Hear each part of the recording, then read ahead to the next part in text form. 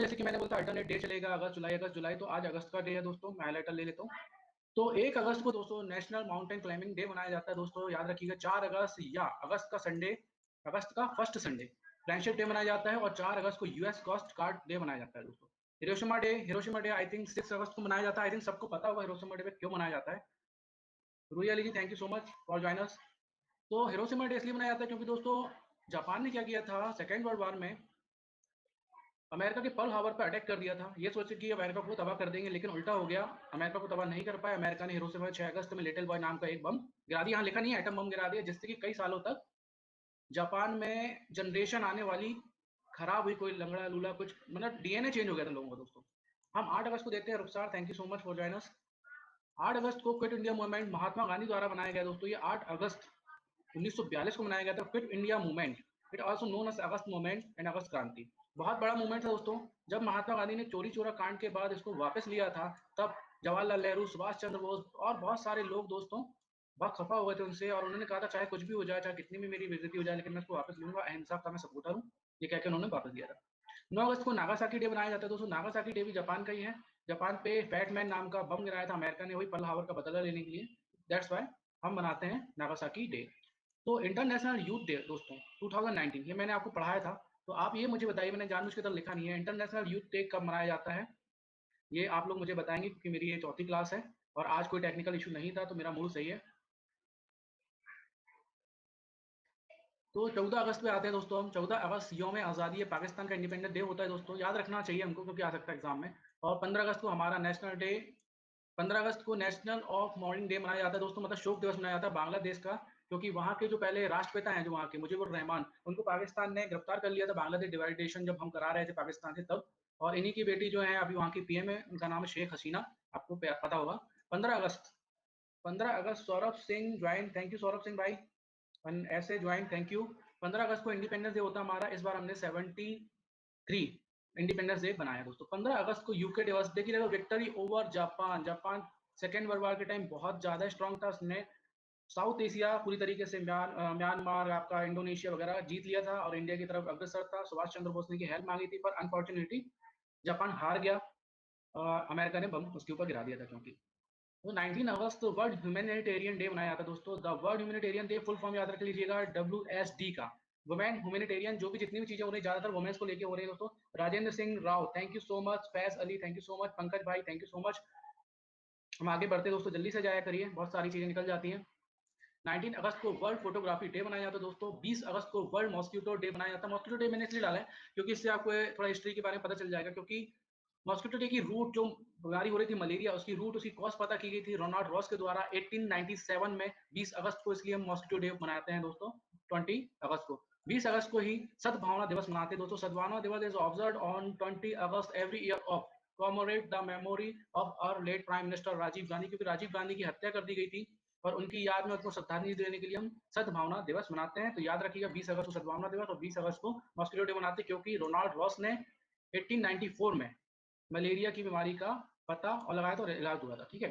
20 अगस्त को इंडिया अक्सर ऊर्जा दिवस मनाते हैं। 26 अगस्त को वुमेन्स इक्वलिटी डे मनाते हैं दोस्तों। जहां जिस देश में वुमेन इक्वल हैं, डे हैं, उनको हम रिस्पेक्ट देते हैं, वो देश हमेशा तरक्की कर लिए। आप नार्डिक देश अगर पढ़ेंगे तो नार्डिक देश सभी विकसित है और सभी में वुमेन्स को बहुत ही अधिकार दिए हुए हैं। प्राइम मिनिस्टर है ज्यादातर यंगेस्ट वुमेन। सो आप अपने घरों में सब जगह वुमेन्स को इज्जत दें। 19 अगस्त नेशनल स्पोर्ट डे मनाया था। ये बहुत इंपॉर्टेंट है, ज्यादातर एग्जाम में आता रहता है। नेशनल स्पोर्ट डे, मैं पूछना चाहूंगा इंटरनेशनल स्पोर्ट डे कब मनाया जाता है, ये आप लोग मुझे बताएंगे। 30 अगस्त स्मॉल इंडस्ट्री डे मनाया था। ये भी बहुत ज्यादा एग्जाम से पूछा जाता है दोस्तों। जितने भी डेज हैं हम ये बार बार रिवाइज करेंगे। Ghazala join, thank you so much. And ये आप स्क्रीनशॉट लेके आप इसको पढ़ते रह करें, बार बार इसमें नजर पड़ेगी आपकी, तो ये याद हो जाएगा, इसलिए मैं रिपीट कर रहा हूँ उसको। ठीक है दोस्तों, हम आते हैं स्पोर्ट्स में, बैडमिंटन की तरफ हम आते हैं। बैडमिंटन रैकेट से खेला जाने वाला एक अंतरराष्ट्रीय खेल है। इंग्लिश वाले यहाँ इंग्लिश में पढ़ सकते हैं, मैंने इसलिए डाला है, कन्वर्ट करने में इसको बहुत टाइम लगता है, लेकिन करता हूँ ताकि इंग्लिश मीडियम वालों को दिक्कत ना हो। बैडमिंटन रैकेट से खेले जाने वाला एक अंतरराष्ट्रीय खेल है। बैडमिंटन उत्साह रोमांस का एक खेल है दोस्तों, क्योंकि एक छोटी सी चिड़िया जो बोलते हैं हम शटलॉक, एक मैच में जीत या हार के बिंदु के लिए महत्वपूर्ण मानी जाती है। ब्रिटिश छावनी शहर पुना में यह खेल खास तौर पर लोकप्रिय रहा दोस्तों, इसलिए इस खेल को पुना अथवा पुनाई, पुना और पुनाई के नाम से भी जाना जाता है। बैडमिंटन 3 प्रकार को याद रखिएगा, किस खेल को पुना पुनाई कहा जाता है, बैडमिंटन गेम को। एकल बैडमिंटन होता है, सामने अपोजिट में एक एक बंदे होते हैं, तो वो एकल गेम होता है। Thank you so much Gazala और Ritesh Rajput join, thank you so much. Rajendra Singh Rao thank you so much. Faiz Ali thank you so much. युगल होता है जिसमें दो लोग होते हैं, और मिश्रित होते हैं जिसमें जेंट्स एंड वुमेन्स एक टीम पे होती है और सामने भी जेंट्स एंड वुमेन की टीम होती है बैडमिंटन। आप सबसे पूछना चाहता हूँ आपकी फेवरेट बैडमिंटन प्लेयर कौन है? पीवी सिंधु है, या आप बताइए जो भी हो आपके, प्रकाश पादुकोण है, या गोपी चंद्र तो गुरु हैं। इन तीनों खेल के लिए बैडमिंटन कोर्ट की माप 11/2 मतलब 4 सेंटीमीटर होती है दोस्तों। 11 टू 4 मीटर होती है। सफेद रंग लाल रंग की रेखाओं से स्पष्ट की जाती है दोस्तों। युगल खेल के लिए कोर्ट का आकार 44 फुट इंटू 20 फुट होता है दोस्तों, याद रखिएगा। युगल खेल के लिए आकार कितना होता है? 44 फुट इंटू 20 फुट होता है। एकल खेल के लिए अगर बात करेंगे तो 44 इंटू 17 फुट होता है, याद रखिएगा। युगल के लिए 44 फुट इंटू 20 फुट, और एकल अगर खेल रहे हैं सिंगल सिंगल आमने सामने तो 44 इंटू 17 फुट का मैदान होता है। नेट के दोनों तरफ 61/2 फुट का शॉर्ट सर्विस रेखा खींची जाती है दोस्तों। कोर्ट को दो समान भागों में बांटने के लिए साइड लाइन होती है, जो अपन देखते हैं ना नेट लगी रहती है ऊपर, तो उसका ये रहता है फुट में, ठीक है। कोर्ट के दो समान भागों में बांटने के लिए साइड लाइन के समानांतर एक रेखा खींची जाती है। साइड में लाइनें होती हैं। शटल कॉक अगर उसके बाहर गिरती है तो फाउल होता है। तो ये सब बातें आपको पता होंगी। कोर्ट का बाया आधा भाग और बाई सर्विस कोर्ट और दाया आधा भाग और दाई सर्विस कोर्ट कहलाता है दोस्तों। पीछे की गैलरी जो होती है, जो बनी होती है पीछे, यदि उसके आगे भी आप शटल कॉक को पहुंचा देंगे तब भी आपका फाउल होगा, ठीक है। ये 21/2 फुट होती है। साइड गैलरी जो होती है वो 11/2 फुट होती है। मैं इमेज डालना भूल गया, इमेज डालना चाहिए इसमें, नेक्स्ट टाइम से ध्यान रखूंगा, इमेज डाल के पढ़ाऊंगा आपको। भारत में प्रतिभावन बैडमिंटन खिलाड़ियों में प्रकाश पादुकोण, पुलेला गोपीचंद, अभिन श्याम गुप्ता, निखिल कातीनकर, साइना नेहवाल और दोस्तों सिंधु मैंने। और आपकी इसमें से फेवरेट कौन है, आप यदि बताएंगे तो अच्छा लगेगा। आगे बढ़ते हैं दोस्तों, बैडमिंटन के बारे में डिटेल से पढ़ते हैं। आई होप आपको क्लियर दिख रहा होगा, यदि दिख रहा है तो आप मुझे कमेंट कर सकते हैं। बैडमिंटन विवरण। बैडमिंटन रैकेट से खेला जाने वाला एक अंतर्राष्ट्रीय खेल है दोस्तों। उपनाम पुनः पुनाई है इसका दोस्तों। सर्वोच्च नियंत्रण निकाय क्या है? Badminton world federation association. Badminton world federation association ही पूरी दुनिया में बैडमिंटन को कंट्रोल करती है, और जो देश की संस्थाएं उनको भी कंट्रोल करती है। पहली बार ये खेला गया था दोस्तों 18वीं शताब्दी से, मतलब 1800 के आसपास पहली बार ये खेला गया था। दल के सदस्य एकल और युगल और मिश्रित होते हैं दोस्तों। उपकरण चिड़िया मतलब जिसको शटलकॉक बोलते हैं हम, वो होता है। रैकेट होता है। ओलंपिक बैडमिंटन ओलंपिक खेलों में 1992 से अब तक शामिल है दोस्तों, मतलब ये ओलंपिक गेम है इसलिए इसकी महत्वता बढ़ जाती है, ठीक है दोस्तों। जिस तरीके से टेनिस वगैरह ओलंपिक में आता है उसी तरीके से ये भी। सो भारत के प्रसिद्ध खिलाड़ी प्रकाश पादुकोण से ही टेनिस हमारे यहाँ, बैडमिंटन हमारे यहाँ फेमस हुआ था, सॉरी बैडमिंटन, क्योंकि उन्होंने पदक जीता था। पुलेला गोपीचंद जो कि राजगुरु कहलाते हैं दोस्तों, जो साइना नेहवाल को और पीवी सिंधु को दोनों को ही ट्रेनिंग दी है। साइना नेहवाल मैन खिलाड़ी आज के टाइम पे, और पीवी सिंधु, और बहुत सारे पदक इन्होंने जीते हैं। आई होप आपको पता होगा। अन्य जानकारी क्या है? यदि बैडमिंटन के दोनों टीमें सहमत हो तो खेल के मध्य में 5 मिनट का आराम ले सकते हैं। मतलब ये क्वेश्चन आ सकता है ना, 5 मिनट के आराम किस कंडीशन ले सकते हैं? Nadia Hasan join, thank you. So आप मुझे ये सब याद रखिएगा। इसमें से क्वेश्चन कैसे बनेंगे कि किस शताब्दी से या किस डेट से गेम शुरू हुआ था? 18वीं शताब्दी के आसपास। कौन सी फेडरेशन मैन है इसकी? तो badminton federation of world federation इसकी मैन है दोस्तों। और ओलंपिक में से कब शामिल किया गया? तो 1992 से शामिल किया गया था। और ये खिलाड़ियों के नाम जो दिए हैं दोस्तों, पूछ सकता है कि किस खेल से संबंधित है, आप पूछता ही है दोस्तों। इसका इतिहास के बारे में भी हम ध्यान से पढ़ लेते हैं। बैडमिंटन खेल की शुरुआत 19वीं सदी से हुई थी, 19वीं या 18वीं शताब्दी दोनों से। सन 1860 में यह खेल सर्वप्रथम बैडमिंटन हाउस में प्रस्तुत किया गया था दोस्तों। बैडमिंटन हाउस होता था उस टाइम पे, वहां प्रस्तुत किया गया था, जहां इस खेल को आधिकारिक रूप से बैडमिंटन का नाम मिल गया था दोस्तों। और सन 1887 तक खेल अंग्रेजों द्वारा बनाए गए नियमों के अनुसार इंग्लैंड में खेला गया दोस्तों। वही थिंकिंग है कि अंग्रेजों ने ही ज्यादातर पूरे गेम बनाए हैं और इंग्लैंड में ही ज्यादातर गेम हुए हैं दोस्तों। बैडमिंटन, ये क्वेश्चन याद रखिएगा कि किसके कहाँ पर शुरुआत हुई इसकी? तो इंग्लैंड में हुई शुरुआत। तो सबसे हाउस अगर पूछ ले तो वो भी याद रखिएगा। बैडमिंटन एसोसिएशन ऑफ इंग्लैंड में सन 1893 में बैडमिंटन खेलने के नियम बनाए गए थे दोस्तों। नियम कब बनाए गए थे? 1893 में। सन 1889 में 99 में सॉरी 1899 में विश्व में पहली बार badminton championship all England open badminton championship की शुरुआत हुई। तो क्वेश्चन ये भी बन सकता है, all England open badminton championship की शुरुआत कब हुई? Mohammad Aslam Ali sir thank you so much. Aliya Shah ma'am thank you so much. तो अगर ये पूछेगा all England open badminton championship की शुरुआत कब हुई, तो 1899 में हुई दोस्तों, याद रखिएगा आप। Ankit Prajapati thank you so much भाई। अंतरराष्ट्रीय बैडमिंटन संघ, जो इसे हम विश्व बैडमिंटन संघ बोलते हैं, जो ऑपरेट करता है पूरे वर्ल्ड में, की स्थापना 1934 में हुई थी दोस्तों। भारत इस संघ में 1936 में शामिल हुआ दोस्तों। देखिए कितने इंपॉर्टेंट है ये क्वेश्चन।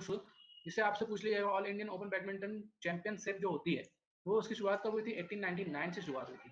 भारत इसमें कब शामिल हुआ? ये क्वेश्चन बनेगा। भारत इसमें 1936 में शामिल हुआ था। और ओलंपिक में कब शामिल हुआ था? आपको पीछे पढ़ा चुका हूँ, आप आंसर दीजिए ओलंपिक में से कब शामिल किया गया था। ठीक है, अब आगे बढ़ते हैं, कुछ स्केप हो गए। लेकिन भारतीय बैडमिंटन को सही मायने में दुनिया के सामने लाने का श्रेय जाता है प्रकाश पादुकोण को, जिन्होंने 1981 में कलांतर विश्व कप फाइनल में चीन के हान जियान को हराया था दोस्तों। चीन के हान जियान को इन्होंने, प्रकाश पादुकोण ने 15-0 से हराया था दोस्तों। बहुत ही बेहतरीन प्रदर्शन था प्रकाश पादुकोण का। दीपिका जी के पापा जी हैं वो। ये प्रकाश पादुकोण, यह है साइना नेहवाल, यह है पुलेला गोपीचंद और यह है पीवी सिंधु। तो आप बताएं आपकी फेवरेट इनमें से कौन है? ठीक है, बहुत ही अच्छी फोटोज है। आगे बढ़ते हैं नेक्स्ट पे। इसमें याद रखने वाले पॉइंट्स क्या हैं दोस्तों? युगल खेल के लिए बैडमिंटन कोर्ट का आकार होता है 14x20 फुट। हमने याद किया है, यदि हम एकल गेम खेलते हैं तो 14x17 फुट होता है दोस्तों। और जो नेट होती है बीच ग्राउंड में बनी हुई, उसकी चौड़ाई होती है 2 फुट 6 इंच दोस्तों। नेट की चौड़ाई होती है 2 फुट 6 इंच। कौन आया भाई? Nilesh, thank you so much. Saurabh Kumar, thank you so much. A TV क्या होता है भाई सौरभ कुमार? एक खेल के लिए बैडमिंटन कोर्ट का आकार होता है, एकल खेल की खेलेंगे तो 44x17 और युगल गेम खेलेंगे तो 44x20। और नेट की लंबाई होती, चौड़ाई होती है 2 फुट 6 इंच। जो सेंटर में जाल होता है दोस्तों, सेंटर में जाल की भूमि से ऊंचाई होती है, मतलब जमीन से कितना ऊंचा होता है सेंटर में जाल होता है 5 फुट होता है दोस्तों। और जो पोल्स लगे होते हैं दोनों तरफ मैट को संभालने के लिए, वो कितने फुट के होते हैं? 5 फुट 1 इंच के होते हैं ना। शटल कॉक का वजन कितना होता है? शटल कॉक का वजन होता है 4.73 ग्राम से 5.50। दोस्तों बहुत डीप क्वेश्चन अगर बनेगा तो ऐसे ही बनेगा। शटल कॉक का वजन भी पूछ सकते हैं क्योंकि कंपटीशन बहुत है, बेरोजगार भी बहुत ज्यादा है एंड लोग बहुत अच्छे से पढ़ाई कर रहे हैं आई होप। शटल कॉक के पंख जो लगे होते हैं उसकी लंबाई क्या है? ये इंपॉर्टेंट नहीं है, पंखा नहीं पूछे, शटल कॉक के पंख की संख्या वगैरह ऐसा नहीं पूछेगा। युगल खेल में अंकों की संख्या कितनी होती है दोस्तों? युगल खेल में अंकों की संख्या, अंक जो होते हैं, तो ये पॉइंट याद रखिए, पूछता है, पूछा भी गया है। 15 अंक के गेम होते हैं जो युगल गेम में, या 21 अंक के गेम होते हैं दोस्तों। महिलाओं को एकल खेल में अंक होते हैं 11 अंक, याद रखिएगा, महिलाओं के एकल अंक में होते हैं 11। युगल में अंक होते हैं 15 से 21। और आपका स्मरणीय तत्व, युगल बैडमिंटन कोर्ट का आकार होता है 44x20। एकल खेल का आकार होता है, बैडमिंटन कोर्ट का आकार होता है एकल में 44x17। तो आगे बढ़ते हैं दोस्तों, कबड्डी में जाते हैं दोस्तों। कबड्डी में या बॉक्सिंग में हमने बहुत नाम कमाया है इंडिया ने। हरियाणा से और पंजाब के ज्यादातर स्पोर्ट पर्सन आगे आए हैं। योगेश्वर दत्त नाम आपने सुना होगा, मेरा फेवरेट है, फर्स्ट में भी चल रहा है शायद ये। कबड्डी का खेल जो मुख्य रूप से भारतीय उपमहाद्वीप में खेली जाती है, कबड्डी नाम का प्रयोग प्रायः उत्तर भारत में किया जाता है, मतलब नॉर्थ इंडिया में जहां हम लोग रहते हैं। इस खेल को दक्षिण में चेडू-गुड़ कहते हैं दोस्तों। याद रखिएगा नाम, चेडू-गुड़ किस खेल को कहते हैं? कबड्डी को। कहाँ कहते हैं? दक्षिण में कहते हैं। हमारे यहाँ कहते हैं उत्तर भारत कबड्डी। और पूर्व में चले जाएं हम तो हुतुतु कहते हैं। पूर्व मतलब असम, मिजोरम वगैरह हो गया, त्रिपुरा, हुतुतु कहते हैं के नाम से जाने जाते हैं। यह खेल भारत के पड़ोसी देश नेपाल में, बांग्लादेश में, श्रीलंका में, पाकिस्तान में भी उतना ही लोकप्रिय है। और ज्यादातर एशिया में चैंपियन हम ही होते हैं दोस्तों। तमिलनाडु, कन्नड़, मलयालम में भी मूल शब्द क्या है? अगर साउथ में देखा है तो एक बार देखो क्या शब्द बोलते हैं। तमिलनाडु, कन्नड़, मलयालम में मूल शब्द क्या है? क्या का मतलब क्या होता है? क्या का मतलब होता है हाथ। हाथ लगाते हैं ना कबड्डी में, जाके छूने की कोशिश करते हैं और उन लोग अपने पकड़ते हैं। सुमित भाई थैंक यू सो मच। और पीढ़ी भी कहते हैं दोस्तों। पीढ़ी मतलब तो पकड़ना का रूपांतर होता है। क्या पीढ़ी, क्या पीढ़ी कहते हैं तमिलनाडु, कन्नड़ और मलयालम, जिसका अनुवाद होता है कबड्डी। बांग्लादेश का राष्ट्रीय खेल है कबड्डी। बांग्लादेश का राष्ट्रीय खेल है कबड्डी। और हमारे देश का राष्ट्रीय खेल कोई भी नहीं है। हमें गलतफहमी है कि हमारे देश का राष्ट्रीय खेल हॉकी है, क्योंकि एक टाइम पे हॉकी का इतिहास बहुत ही अच्छा रहा है, इस वजह से हमको लगता है कि हमारा राष्ट्रीय खेल हॉकी है, जबकि नहीं है ऐसा। कबड्डी एक ऐसा खेल है दोस्तों, इसमें थोड़ा डीप लिख दिया है, थोड़ा सा आप समझ लें। कबड्डी एक ऐसा गेम है जिसमें कई खेल मिश्रित होते हैं, जैसे रेसलिंग, रग्बी, मीन्स की जैसे उसमें जो एक्टिविटीज होती हैं उसमें ये सब रग्बी और रेसलिंग की एक्टिविटीज आदि आ जाती हैं। खेलों का मिश्रण हमको देखने को मिलता है। इसका मुकाबला दो दलों के बीच होता है। ये जहां एक तरफ बहुत ही जबरदस्त खेल है, वहीं दूसरी तरफ कसरत का मेल भी है दोस्तों। मतलब कसरत अच्छी हो जाती है, कबड्डी खेलिए आप फिट रहेंगे। समय के साथ इस खेल का बहुत ही विकास हुआ दोस्तों। नियम इसके पढ़ लेते हैं। साधारण शब्दों में इसे ज्यादा अंक हासिल करने के लिए दो टीमों के बीच एक स्पर्धा कहा जाता है दोस्तों, क्योंकि दोनों टीमों में होड़ होती है कि हम ज्यादा अंक पाएं। अंक पाने के लिए एक टीम का रेडर मतलब कबड्डी कबड्डी बोलने वाला जो रटता रहता है, रेडर रेडर रेडर, कई जगह हुतुतु भी बोलते हैं साउथ में, तो कुछ भी बोल सकते हैं, सांस नहीं टूटी चाहिए। रेडर विपक्षी पाले कोड में जाकर वहां जो मौजूद खिलाड़ी होते हैं उनको छूने का प्रयास करता है और जो विपक्षी टीम के स्टारर हैं, इस दौरान जो विपक्षी टीम के स्टापर है, स्टापर मतलब उसको रोकने वाले, रेडर को पकड़ने वाले। तो ये शब्द याद रखिएगा। रेडर शब्द किस खेल से संबंधित है? रेडर शब्द है कबड्डी संबंधित। स्टापर किस खेल से संबंधित है? कबड्डी संबंधित है। ये सब चीजें पूछ ले दी जाती हैं और हम इसे इग्नोर करके आगे बढ़ जाते हैं।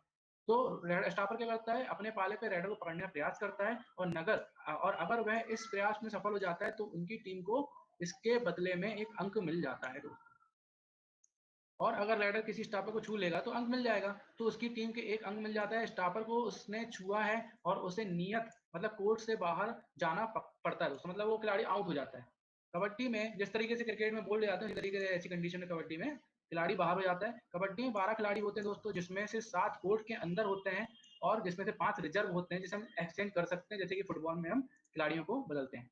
कबड्डी कोर्ट जाल, मतलब एक चीज और पता चल गई होगी, कोर्ट बोलते हैं। जो छोटे ग्राउंड में गेम खेले जाते हैं ज्यादातर उन्हें कोर्ट कहते हैं, रटने की जरूरत नहीं है, आप इतना समझ लें।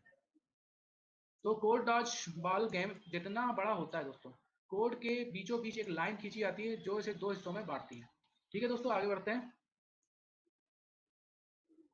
इस खेल को एशियाई खेल में सन 1990 में शामिल किया गया दोस्तों। अब ये क्वेश्चन बनता है कि इस खेल को किस सन में शामिल किया गया है एशियाई खेलों में? तो इस खेल को 1990 में शामिल किया गया है। इसके दौरान खेल को बीजिंग में कई अन्य देशों के बीच मुकाबले के साथ खेला गया दोस्तों। कबड्डी के अंतर्राष्ट्रीय स्तर के दलों को प्रत्येक दल में 7 खिलाड़ियों का, जैसे कि हम पढ़ चुके हैं, और 5 रिजर्व होते हैं। ये खेल 20 मिनट के अंतराल पर खेला जाता है दोस्तों, मतलब 20-20 मिनट के 2 अंतराल होते हैं दोस्तों, मतलब 40 मिनट की बात होती है, जिसके बीच खिलाड़ियों को 5 मिनट का हाफ मिलता है। अभी याद रखिए, खिलाड़ियों को 5 मिनट का हाफ मिलता है और 20-20 मिनट के 2 अंतराल होते हैं। 7 खिलाड़ी अंदर होते हैं, 5 खिलाड़ी बाहर होते हैं। और एशियाई खेल में शामिल किया गया था कबड्डी सन 1990 को, मतलब 1990 को। और स्टॉपर और रेडर की कहानी आप याद कर लीजिएगा। और क्या इसमें इसको हुतुतु भी कहते हैं, कैपीडी कहते हैं। एक्चुअली कैपीडी से ही कबड्डी बना है। कई जगह मैंने पढ़ा है कि ओरिजिन इसका तमिलनाडु से हुआ था। सो ये क्वेश्चन आए तो आप लगा भी सकते हैं। Aman Chauhan join, thank you so much. Mohit Bhardwaj join, thank you so much भाई। Sanket join, thank you so much. तो ये 3 क्वेश्चन बनते हैं। एशियाई खेल में शामिल किया 1990 में, ठीक है। और खेल को बीजिंग में कई अन्य देशों के, मतलब और भी खेला जाता है। इसको हुतुतु और केबीडी कहते हैं। 20 मिनट के 2 अंतराल होते हैं, मतलब 2 हाफ होते हैं, और 20-20 मिनट के होते हैं, जो कि 5 मिनट का रेस्ट मिलता है। तो दोस्तों अब आ जाते हैं, आज कोरोना वायरस स्पेशल है, तो हम कोरोना वायरस के बारे में हम पढ़ेंगे, जानेंगे कि दुनिया क्यों परेशान है कोरोना वायरस से और इसकी डिटेल्स क्या है। लेकिन थोड़ा कम डिटेल्स डालेंगे, क्वेश्चन ज़्यादा डालें। कोरोना वायरस कोविड-19 पूरा रूप क्या है? कोरोना वायरस डिसीज बोलते हैं दोस्तों। ईयर 19 दोस्तों, जो कोरोना वायरस 19 है वो 2019 के लिए लिया गया है। ये सार्स ग्रुप का है और सार्स ग्रुप की डिसीज जो है वो 2003 में हो चुकी है। क्योंकि लोग इस डिसीज से डर न जाए, सार्स 19 रखते हैं, तो क्योंकि लोग इस चीज से बहुत ज्यादा भयभीत ना हो जाए, इसी वजह से कोविड-19 रखा गया है, या वुहान कोरोना वायरस इसका नाम रखा गया था, जिसकी वजह से चीन ने बहुत क्लेम किया कि ना बोलिए, है ना। तो यही है। तो ईयर 19 जब प्रकोप पहली बार पहचाना गया था, उस वो डेट कौन सी थी दोस्तों? 31 दिसंबर 2019। सो दोस्तों, मैं ये इसलिए पढ़ा रहा हूँ क्योंकि कोरोना वायरस एक बड़ी त्रासदी है, तो इससे मुझे लगता है बेसिक कि क्वेश्चंस आएंगे ही आएंगे। और इसको बहुत सारी आईआईटीज ने बहुत सारे इन्वेंशन किए हैं, तो आज वो इन्वेंशन के बारे में आप जानेंगे और अपनी आईआईटीज के ऊपर बहुत ही गर्व करेंगे आप। तो हम आगे बढ़ते हैं दोस्तों। एक इलेक्ट्रॉन माइक्रोस्कोप, कोरोना जिसका अर्थ ताज है। जब कोरोना वायरस को देखा गया था माइक्रोस्कोप से, तो जैसे क्वीन का वो होता है ना ताज, वैसे दिख रहा था ये, इसे क्रोन टाइप दिख रहा था, इसलिए इसका नाम कोरोना वायरस रखा गया।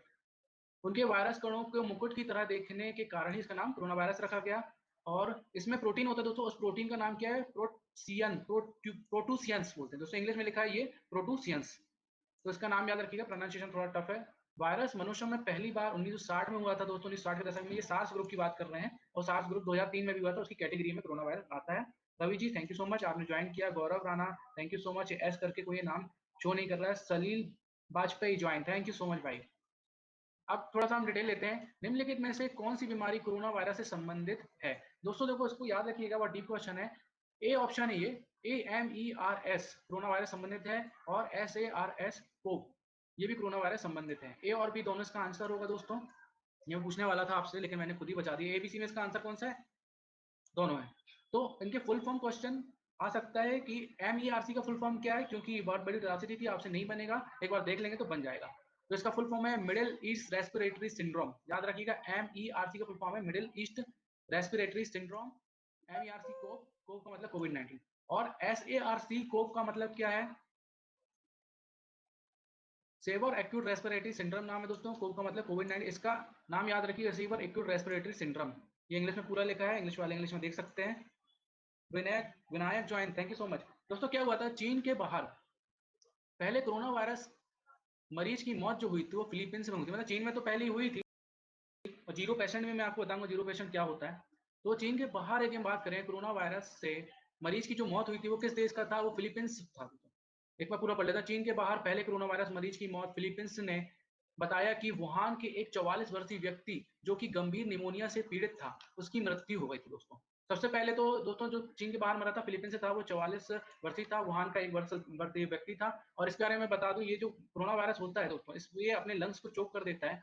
एक रिसर्च ये भी आई थी कि कोरोना वायरस की वजह से कम अपन जो सेल्फ डिफेंस है अपने अंदर, इम्यून सिस्टम है, क्योंकि वो नया वायरस है तो वो ज्यादा एक्टिव हो जाते हैं, उस वजह से हमारा जो है एल्वुलाई जो होती है हमारे फेफड़े के अंदर, वो चोक हो जाती है, क्योंकि इम्यूनिटी सिस्टम जो एक लिक्विड छोड़ता है उससे लड़ने के लिए, उसी से हम सांस लेने में प्रॉब्लम है। ये भी एक रिसर्च है। एक रिसर्च ये भी आई थी, 239 वैज्ञानिकों ने ये बोला था कि ये हवा से ही फैलता है दोस्तों, क्योंकि हर देश में, हर कॉन्टिनेंट में इसकी आरएनए में चेंज हो रही है। आरएनए होता है दोस्तों, याद रखिएगा वायरस, आरएनए में चेंजेस हो रहा है, इसकी वजह से दवाई निकालने में भी दिक्कत हो रही है।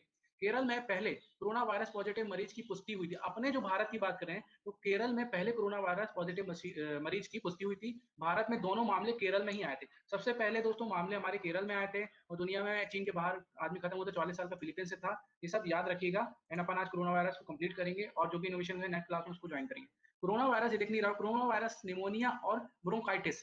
अभी एक क्वेश्चन आ सकता है, कोरोना वायरस से कौन सी बीमारियां हो सकती हैं, तो निमोनिया तो आपको बन जाए क्योंकि कहीं ना कहीं संबंधित है। ब्रोंकाइटिस याद रखिएगा दोस्तों, ब्रोंकाइटिस जो है ये इंग्लिश में लिखा है ब्रोंकाइटिस, तो ब्रोंकाइटिस भी हो सकता है आपको। अगर कोरोना वायरस है तो अपने आप को बचाएं, डिस्टेंस मेंटेन करें, गवर्नमेंट के रूल्स एंड रेगुलेशन फॉलो करें, घूमने ज्यादा ना जाएं।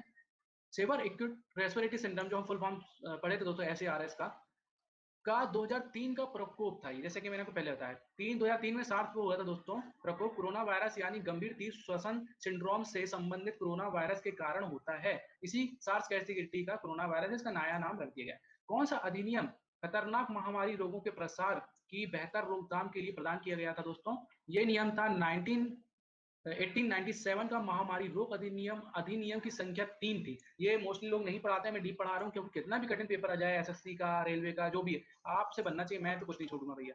सो ये अधिनियम तब बना था दोस्तों जब प्लेग या कोई बीमारी फैली थी, उसके लिए अधिनियम बनाया गया था। और अधिनियम की संख्या नंबर है 3, आप याद रखिएगा। पेशेंट जीरो कौन होता है दोस्तों, इसके बारे में आज पढ़ेंगे। दयाश कुमार दैन join, thank you so much. और Pratusha Verma, thank you so much. Vinay Pathak ji, thank you so much. Gaurav Rana, Ravi Shankar, सबको थैंक यू सो मच। अब हम एमसीक्यूज भी करना शुरू करेंगे दोस्तों धीरे धीरे। पेशेंट जीरो, पेशेंट जीरो या इंडेक्स केस का अर्थ होता है किसी वायरस या बैक्टीरिया की बीमारी से संक्रमित होने वाला पहला व्यक्ति। दोस्तों जैसे प्लेग आया, प्लेग का पहला व्यक्ति, कोरोना वायरस आया, तो कोरोना वायरस का दुनिया में पहला व्यक्ति पेशेंट जीरो कहलाएगा। आई होप आपको मैं समझा पाया होगा। तो दोस्तों दुनिया के कोरोना वायरस के पहले मरीज के तौर पर चीन की 57 साल की एक महिला की पहचान की गई थी दोस्तों। यह चीन के वुहान में झींगा बेचती थी। इसका नाम वेई गोजियांग है दोस्तों। इसे पेशेंट जीरो भी कहते हैं, याद रखिएगा। अगर पूछ सकता है जीरो पेशेंट कौन थी कोरोना वायरस में, तो वेई वेई गोजियांग, याद रखिएगा नाम।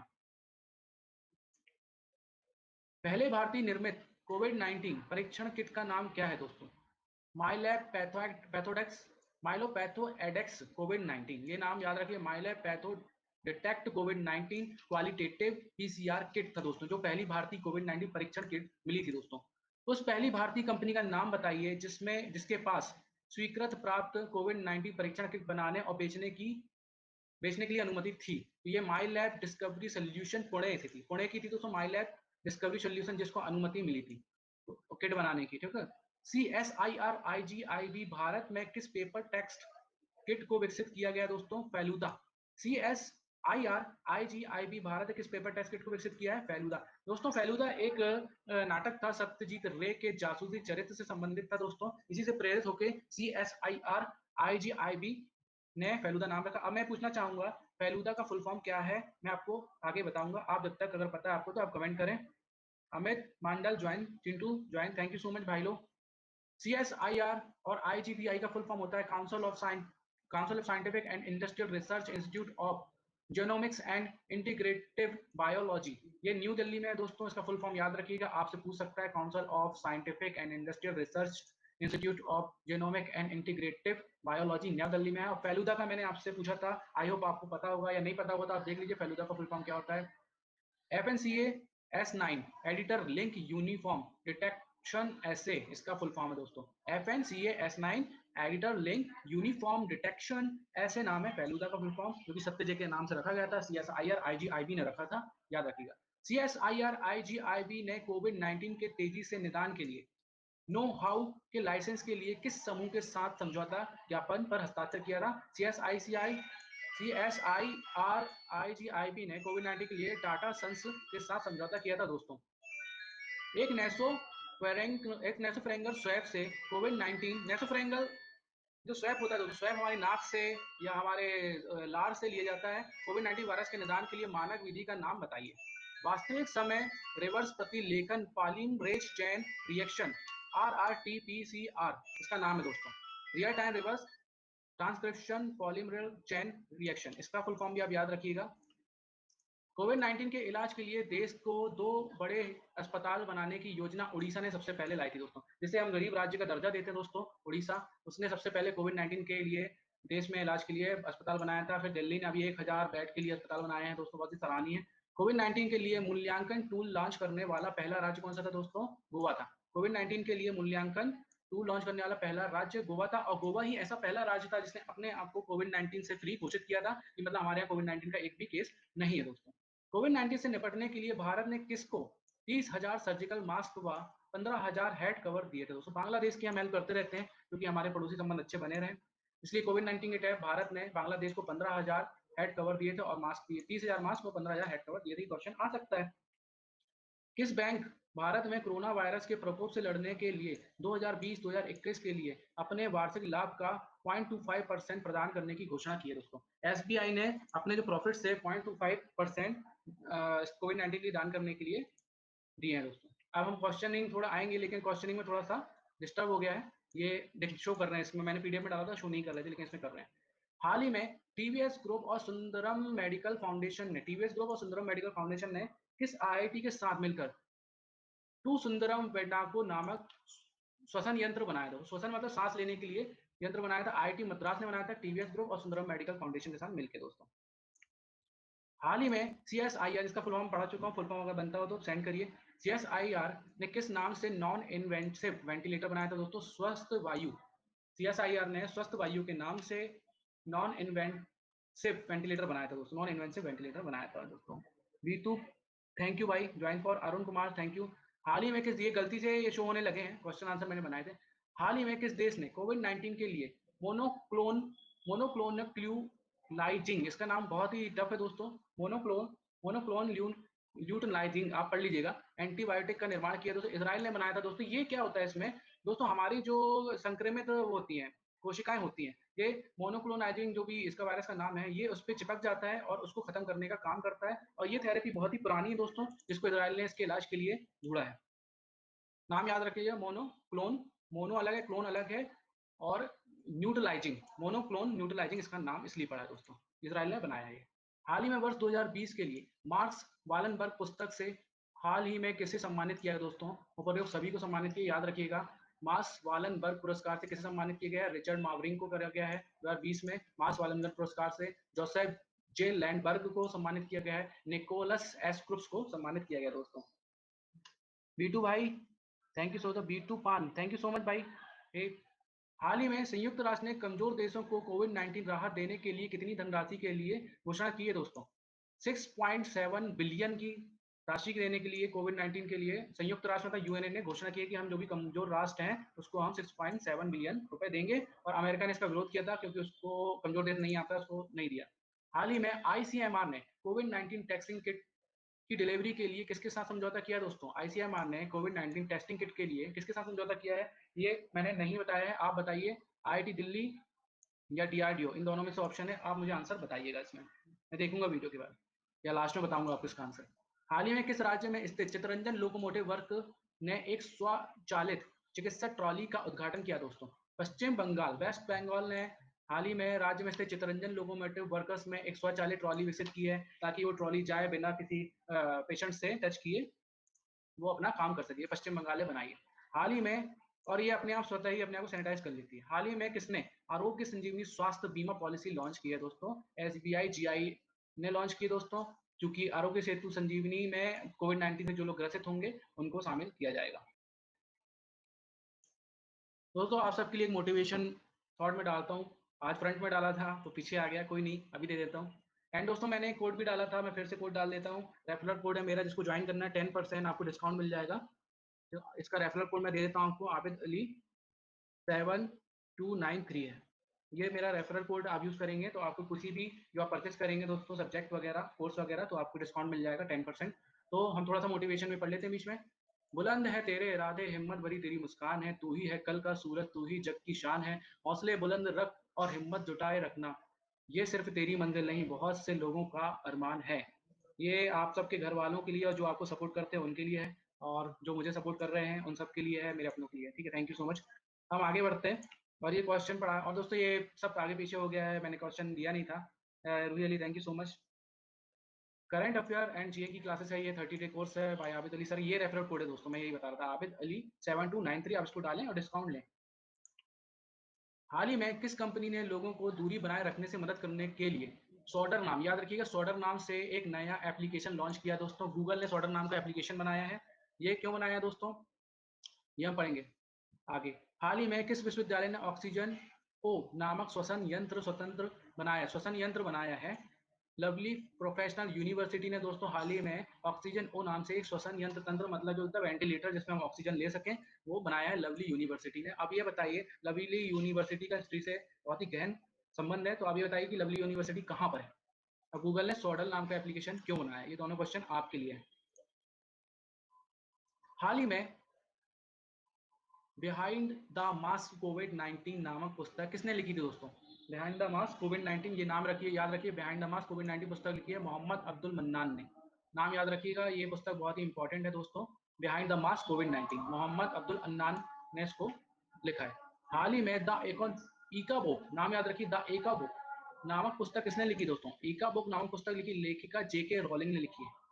अब जेके रोलिंग वही है जिसने हैरी पॉटर नाम की बुक लिखी थी, और हैरी पॉटर बहुत ही ज्यादा हिट बुक साबित हुई। हैरी पॉटर सीरीज की लेखिका जेके रोलिंग ने मंगलवार को अपनी नई कहानी द ईका बुक को बच्चों के लिए मुफ्त ऑनलाइन धारावाहिक के रूप में जारी किया। इस कहानी को मुख्य तौर पर 7 से 9 साल के बच्चों के लिए लिखा गया था। दोस्तों क्या है, जेके रोलिंग ने इसलिए ईका बुक को फ्री कर दिया ताकि जो बच्चे घर पे रहें, बोर ना हो, उनकी कॉमिक्स वगैरह, बुक्स वगैरह पढ़ के टाइम टाइम को यूटिलाइज करें, पढ़े, मतलब बोर ना हो। हाल ही में किस भारतीय संस्थान ने अनियमित मानव रहित ड्रोन का मुकाबला करने के लिए आर्टिफिशियल इंटेलिजेंट ड्रोन बनाया? मतलब एक ड्रोन बनाया है, किस लिए बनाया है? जो कि इलीगल ड्रोन घूमते, बिना रजिस्टर्ड ड्रोन घूमते, उनके जीपीआरएस सिस्टम को ये हैक करके उसको लैंड करा लेगा और उसको कब्जे में ले लेगा और उस बंदे को सजा होगी। आईटी मद्रास ने बिना लाइसेंस वाले मानव रहित ड्रोन का मुकाबला करने के लिए एक आर्टिफिशियल इंटेलिजेंस संचालित ड्रोन विकसित किया है दोस्तों। नए विकसित ड्रोन अनियंत्रित ड्रोन के जीपीएस सिस्टम को हैक कर लेगा और अपने पुलिस थाने में उतार लेगा दोस्तों। साइबर क्राइम वगैरह जिससे कि कम हो जाएंगे, और ये जीपीएस सिस्टम के थ्रू लैंड करा लिया जाएगा। तो मेरा रेफरल कोड एक बार और ले लीजिए, 7293, आपको डिस्काउंट मिलेगा। कोई भी आप परचेस कर सकते हैं, UPSC, PSC, MPPSC, railway, SSC, कुछ भी। हाल ही में किस आईआईटी ने लॉकडाउन के दौरान छात्रों के लिए प्रोजेक्ट आइजैक लॉन्च किया दोस्तों? आईआईटी गांधीनगर ने प्रोजेक्ट आइजैक लॉन्च किया है। क्यों लॉन्च किया है ये हम देखते हैं। इस परियोजना की प्रेरणा सर आइजैक न्यूटन से ली गई है दोस्तों। सर आइजैक का क्या हुआ था, उस टाइम प्लेग फैला हुआ था 1665 में, कॉलेज जाने को नहीं मिलता था, तो उन्होंने उसी टाइम पे एक थ्योरी दी थी। सो उसी के थ्रू, उसी को आइडियोलॉजी रखते हुए आइजैक बनाया गया, और बोला गया कि भाई आईआईटी के जो भी स्टूडेंट है वो इनोवेटिव वर्क करें। तो मैं इसको आगे बढ़ता हूँ। इस परियोजना की प्रेरणा सर आइजैक न्यूटन से ली गई है दोस्तों, जिनके बारे में आप जानते हैं, जिन्हें 1665 में लंदन में पहले प्लेग के कारण ट्रिनिटी कॉलेज कैम्ब्रिज द्वारा घर भेज दिया गया था दोस्तों। उसी वर्ष करीब 22 वर्ष के रहे न्यूटन ने कॉलेज छात्र के रूप में अपने कुछ सबसे चर्चित सिद्धांतों की खोज की थी, जिनमें प्रकाशिकी और गुरुत्वाकर्षण के सिद्धांत शामिल हैं। तो दोस्तों जब भी आप फ्री रहे, कुछ इनोवेटिव करें। एंड अभी लॉकडाउन का टाइम चल रहा है, स्कूल कॉलेज बंद है, तो आपने टाइम को कुछ इनोवेटिव करने में लगाया, बजाय कि टाइम पास करने में। एंड आप पढ़ते रहिएगा, रेलवे, एसएससी वगैरह की तैयारी करते रहिएगा, ताकि जब एग्जाम हो तो उन लोगों से आप आगे हो जिन लोगों ने पढ़ाई को छोड़ दिया था और इन हल्के में ले लिया था। तो आप उनसे आगे रहेंगे, पढ़ते रहिए, कुछ ना कुछ इनोवेटिव आप करते रहिए। हाल ही में किस आईआईटी ने क्वारंटाइन नाम से एक मोबाइल ऐप लॉन्च किया था दोस्तों? आईआईटी बॉम्बे ने क्वारंटाइन नाम से मोबाइल ऐप लॉन्च किया था दोस्तों। मोबाइल ऐप क्वारंटाइन्स में घर के बाहर निकलने वालों पर रखेगा नजर। ये क्या करेगा, जो क्वारंटाइन लोग हैं उनकी इन्फॉर्मेशन रखेगा और जैसे ही घर के बाहर निकलते हैं तो सबको इन्फॉर्म करेगा और इन पे चार्ज लग सकता है। दोस्तों, हाल ही में कौन सा राज्य कोविड-19 के लिए आइसोलेशन इकाई वाले रेल के डब्बे परिचालन करने वाला राज्य बन गया है? आइसोलेशन डब्बे मतलब दोस्तों वो डब्बे जो कि जिनमें पूरी फैसिलिटी होगी बाई कोविड-19 वालों को ले जाने के लिए और उनको व्यवस्थाएं देने के लिए, यदि कोई बीमार हो गया उसको रेस्पिरेटरी सिस्टम देने के लिए, तो वो राज्य बना है यूपी। यूपी मतलब उत्तर प्रदेश। हाल ही में कोविड-19 महामारी के बीच अपने राष्ट्रीय चुनावों का सफलतापूर्वक संचालन करने वाला यूरोप का पहला देश कौन है दोस्तों? सर्बिया। सर्बिया ऐसा देश है, जब कोविड-19 चल रहा था दोस्तों, उसी के भी सर्बिया ने क्या किया था, उसी के भी सर्बिया ने चुनाव करवा लिए थे दोस्तों। विश्व कंपनी मतलब कौन सी कंपनी, हिंदी इंग्लिश हो गया, कौन सी कंपनी भारत की पहली फार्मास्यूटिकल कंपनी बन गई है जो कोविड-19 को हल्के से उपचार के लिए ओरल एंटीवायरल फेविपिराविर के लिए नियम अनुमोदित प्राप्त किया है दोस्तों? मतलब उपचार के लिए पहली फार्मास्यूटिकल कंपनी बन गई है। सिंपल सा ही सवाल है। कोविड-19 के लिए वो कंपनी है ग्लेनमार्क। ग्लेनमार्क भारत की पहली फार्मास्यूटिकल कंपनी बन गई है जो कि कालीवेट एफ मॉडरेट COVID 19 के लिए ओरल एंटीवायरल फेविपिराविर के लिए नियामक अनुमोदन प्राप्त करेगी दोस्तों। अभी तक आई नहीं है, ये अनाउंस हुआ है इनका। ये इसकी इमेज है ग्लेनमार्क, ये काम करती है कोविड-19 के लिए काम कर रही है। ये ह्यूमन ट्रायल पे आ गई दोस्तों, हो सकता है जल्दी आपको मिल जाए। Sachin join, thank you so much भाई। कौन सी कंपनी भारत की पहली फार्मास्यूटिकल कंपनी बन गई है जो कोविड-19 को हल्के से उपचार के लिए, मतलब ये जो रहेगी दवाई दोस्तों, ये उन कोविड-19 पेशेंट पे काम आएगी जो कि जो कि थोड़ा बहुत कोविड-19 के जिन पे लक्षण दिख रहे हैं, उनको पहले से दवाई दे दी जाएगी और ये कोई नई दवाई इजाद नहीं हुई है। सचिन नमस्ते सर, थैंक यू भाई, नमस्ते।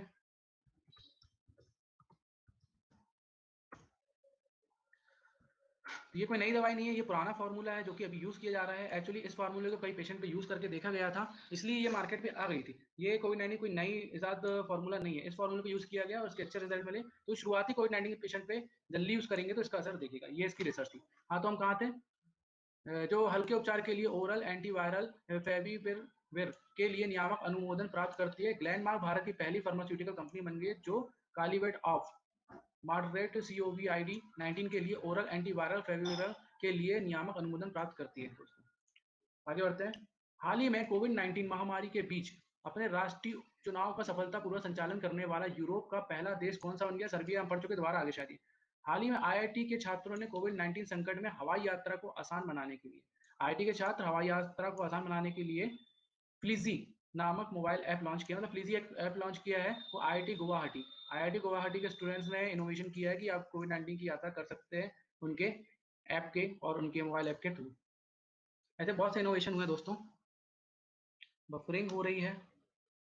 ओहो, टेक्निकल इश्यू होगा दोस्तों, रिफ्रेश कर लीजिए भाई। टेक्निकल